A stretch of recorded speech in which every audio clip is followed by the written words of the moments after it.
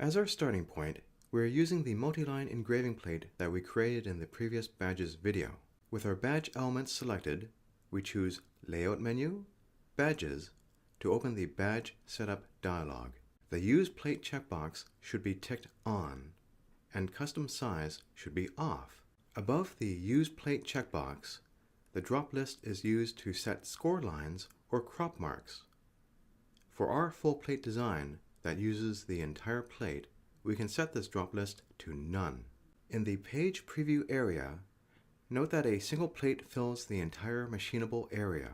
In Text Compose, we previously set margins for the text field, so the margins here can be left at 0. We will have a single badge per plate, so the spacing between our plates can remain at 0. For text that can be replaced, note the line here that corresponds to the initial badge design, which we had created in the previous video. In our design, we had used meaningful text that described what each line represents. For lines that we want to be variable, we click to highlight them. We want to replace this text using a text file that was provided by the customer. Enable the Replacement Data File checkbox to On, and then click the Browse button to choose the text file.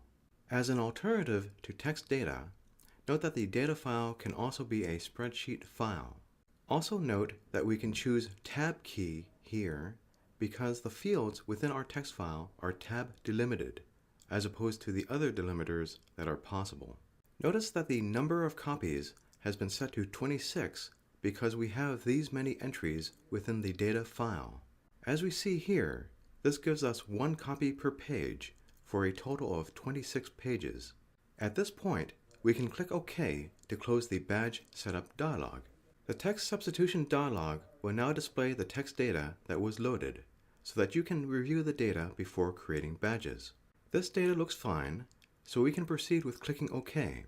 And here on the workspace, we now have 26 badges, which can be inspected using the Sheet Page palette.